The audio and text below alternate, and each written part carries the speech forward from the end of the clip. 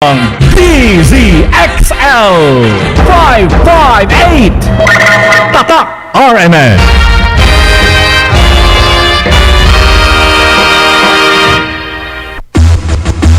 Narito na ang numero unong pagbabalita sa radyo na araw-araw.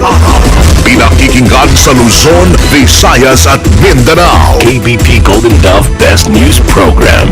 Mula sa Head News Center ng pinakamaraming himpilan at number 1 na radio network ng bayan, RMN. Ito ang numero uno. RMN News Nationwide. RMN News Nationwide. Kasama ang maasahang broadcaster, Buddy Oberas, at ang KBP Golden Dove Best Newscaster, Weng de la Peña. RMN News Nationwide. RMN News Nationwide. Headlines. Ngayong tanghali sa RMN News Nationwide.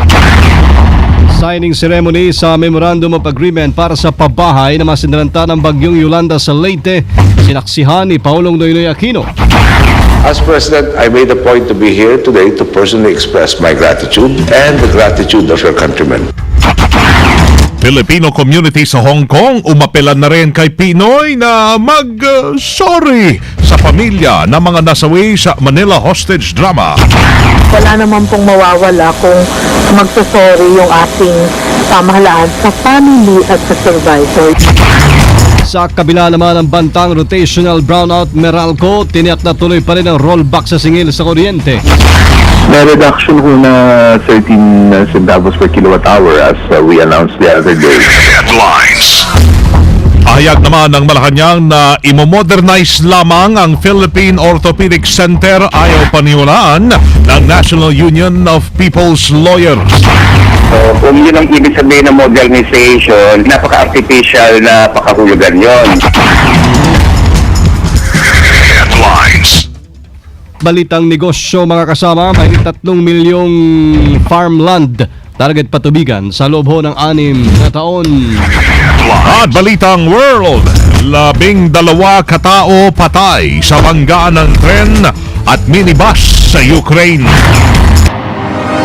Buong bansa sa boses ng balita. RMN News Nationwide. Ang pinakamalaking mga balita abot sa bawat Pilipino saan man sa bansa. RMN News Nationwide. Mabuhay Pilipinas, tanghali po ng Miyerkules ngayon na 5 ng Pebrero 2014. Ito ang numero 1 RMN News Nationwide. Ako si Buddy Obera. Ako naman si Weng de la Peña. Tayo ay live pa rin sa DXDC 61 RMN Davao, DYHP 612 RMN Cebu, DXCC 828 RMN Cagayan de Oro, at sa DXMD 927 RMN sa General Santos. International via Ustream, search RMN Manila, WRMN New York, USA. Live din tayo. At sa lahat po natin mga number 1 AM station sa buong bayan. Personal mga kasamang sinaksihan ng Paulong Noynoy Aquino ang signing ceremony ng Memorandum of Agreement sa pagitan po ng Provincial Government ng Leyte at ng Federation of Filipino-Chinese Chambers of Commerce and Industry Inc. Kaninang umaga yan sa Malacanang. Dinaluhan ito ng mga pinuno ng samahan sa pauna naman ni Presidente Dr. Alfonso C. at Leyte Governor Dominic Petilla. Ang nasabing pabahay na para sa 500 pamilya ay ilalagay sa 5 hektaryang lupain sa Barangay Barayong na tatawagin pong Filipino-Chinese Friendship Village at tatayuan din ang 5 unit ng Barrio Schools na katumbas ng 10 classrooms.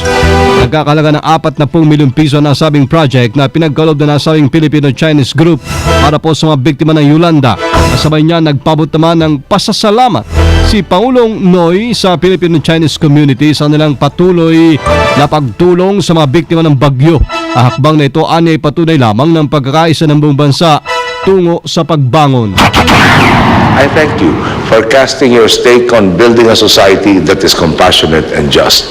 A society where the rich and the poor, the mighty and the needy, the strong and the weak are equal before the eyes of the law. Where those who have the wherewithal to pull their fellow man up do so without question or hesitation. I assure you that what you are doing on the community level, my government has been doing and will continue to do so on a national scale. Mga kasama si Paulong Noynoy Aquino. Pinoy nanindigang walang paghingi ng paumanhin na mangyayari sa Hong Kong. Kasama natin sa Balita Live si Deo de Guzman. RMN Report. Nanindigan si Pangulong Noynoy Aquino na hindi hihingi ang gobyerno ng paumanhin o magsusuri sa pamahalaan ng Hong Kong matapos ang Manila hostage crisis noong 2010.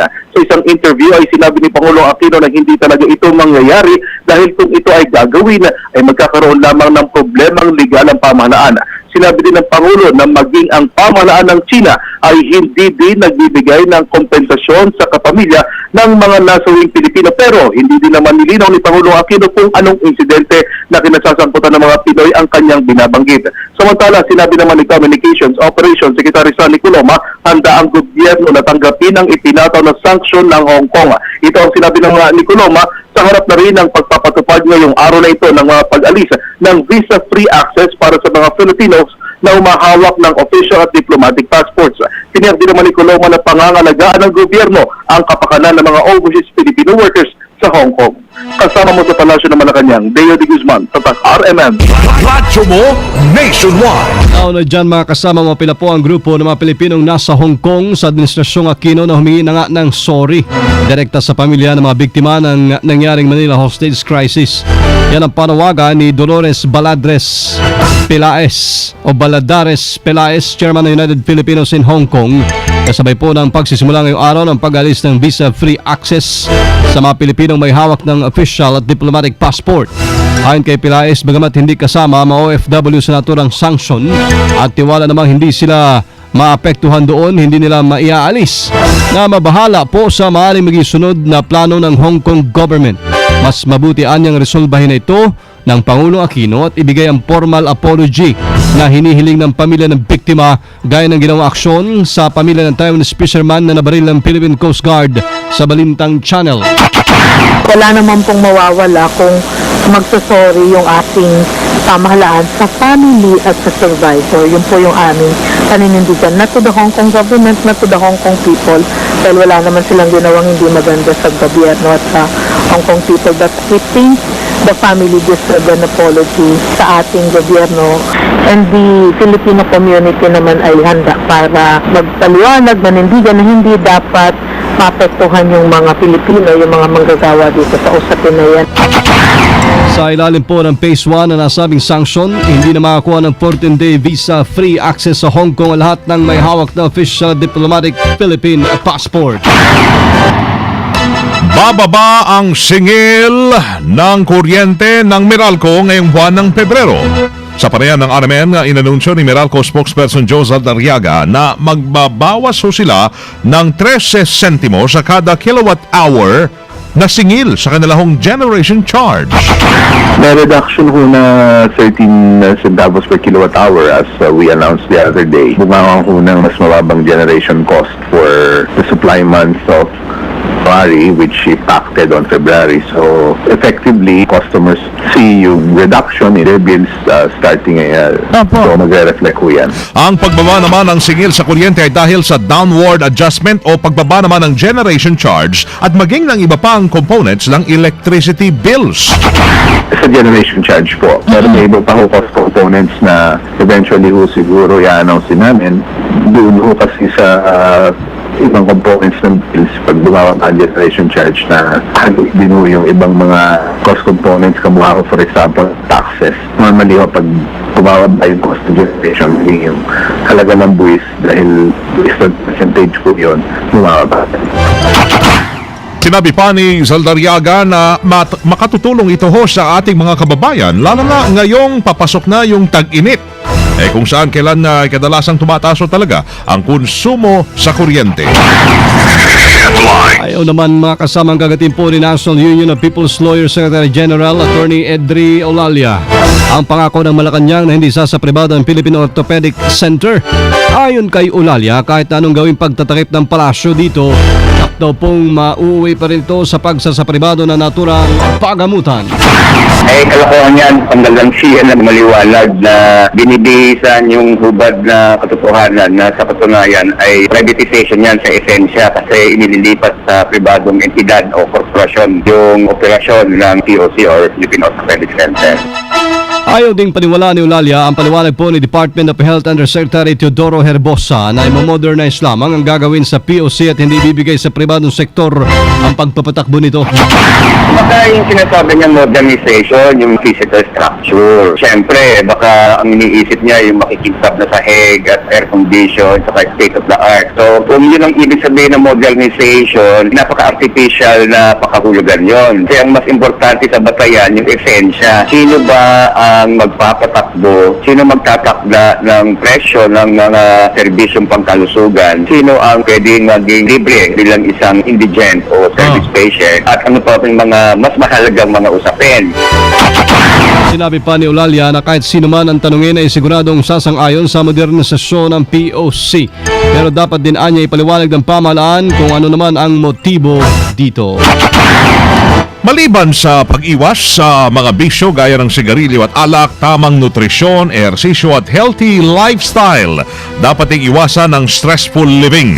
Ito ang suwestyon ng Philippine Medical Association matapos maitala ng Department of Health na nasa 120,000 mga tao ang namamatay taon-taon dahil sa mga lifestyle-related diseases. Ang mga lifestyle-related diseases gaya ho ng cardiovascular, stroke, hypertension, kidney problem at diabetes ay makakaya namang iwasan kung magiging maingat lamang ang bawat isa sa kanilang pangangatawan. Nilinaw na pa ni PMA President Dr. Leo Olarte na kung na-expose sa stressful living ang isang tao, maaaring magkaroon din ito ng mga nabanggit na sakit dahil pwedeng maapektuhan ang kanilang emosyon. Stressful living, malaki ang negative na resulta yan sa ating katawan. Pagka masyado ka na-stress, na-high blood ka, no?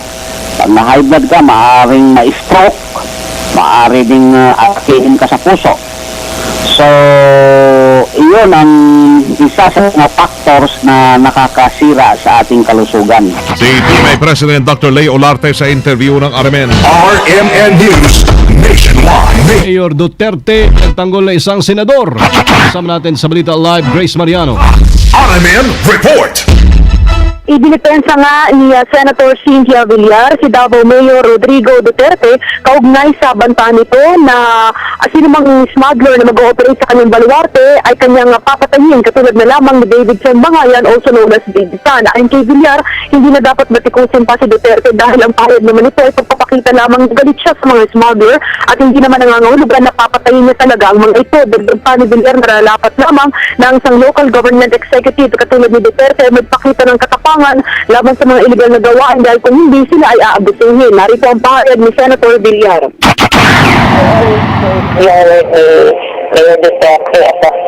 Figuratively. Hindi yung dalawang patay, kung patay. Parang nagagalit lang siya dito sa mga kriminal, kaya pag siya naiinis niya, papatay ko kayo. But never na pinatay niya. Ayun, for me, kasi I always go to Davao City and familiar ako sa kanya, nakakasama ko siya.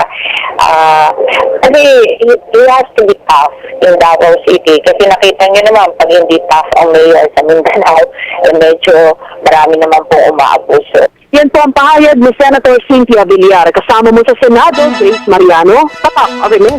Radyo mo, Nationwide. Nawagang pagre-resign ng PNP Chief, hindi pinatulan ng opisyal. Kasama natin sa balita live si Rhea Mamogan.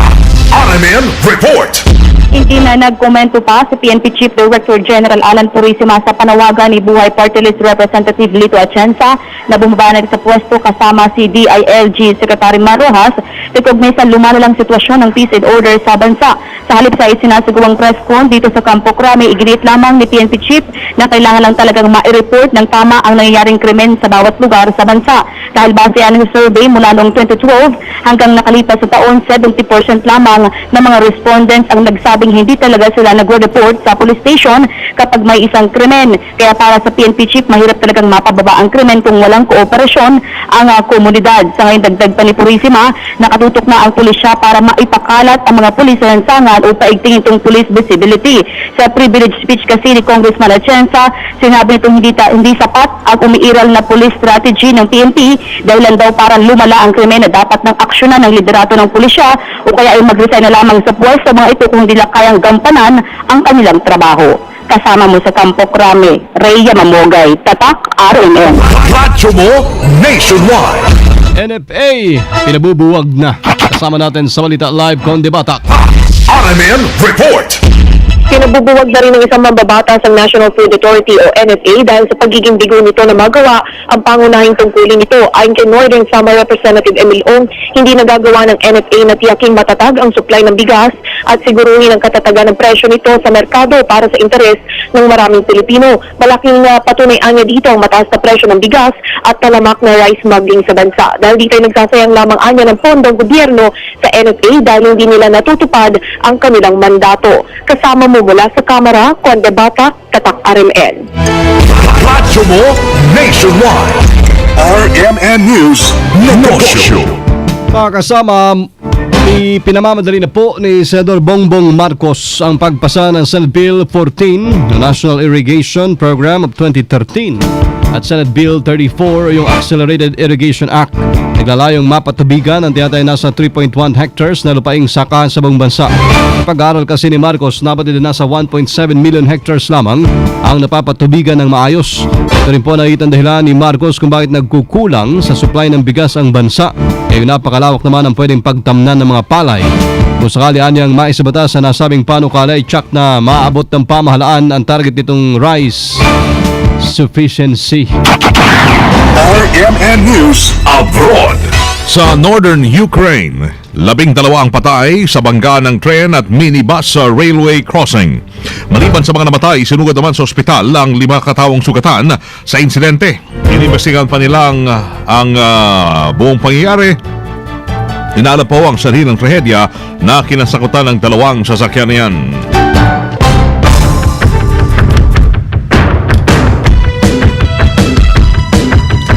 Live na live mga kasama mula po sa RMN News Center sa City, Metro Manila, Philippines. Yung narinig ang numero 1 RMN News Nationwide ngayong tanghali ng Miyerkules 5 ng Pebrero. Panoorin ang naging pagbabalita namin ngayong alas 12 ng tanghali. Pwede yan sa YouTube. I-type lamang ang RMN News Nationwide. Thank you Lord, muli po tayo nagkasama-sama. Salamat din sa inyo naging panahon sa amin. Kasama nyo sa serbisyo publiko ako si Buddy Oberas. At Weng de la Peña. Dito pa rin sa tahanan na may pinakamaraming number 1, pinakamaraming himpilan, RMN. Radyo mo Nationwide. Pinakamalaking mga balita abot sa bawat Pilipino sa kanpan sa bansa. RMN News Nationwide.